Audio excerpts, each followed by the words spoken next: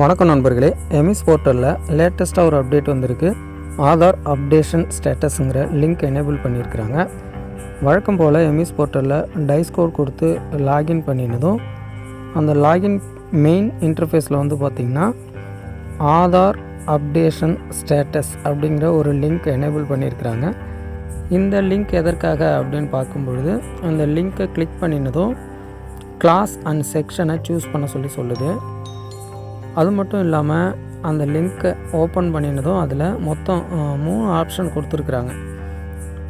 அதாவது date of birth bending உள்ள status நம்ம தெரிஞ்சுக்கலாம். ஆதார் கார்டில் டேட் ஆஃப் பர்த் அப்டேட் ஆகாத ஸ்டூடெண்ட்ஸோட லிஸ்ட் எனேபிள் பண்ணுற மாதிரி class wise section wise option கொடுக்குறாங்க.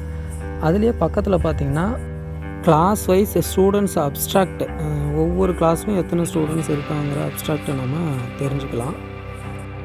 இப்போ நம்ம கிளாஸ் கொடுத்து செக்ஷன் கொடுத்ததும் ஸ்டூடெண்ட்டோட லிஸ்ட் எனேபிள் ஆகுது.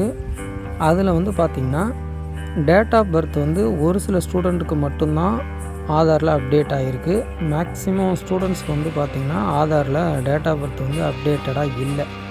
ஸோ அந்த ஸ்டூடெண்ட்டை முதல்ல நம்ம ஆதாரில் டேட் ஆஃப் பர்த்தை அப்டேட் பண்ண செய்யணும்.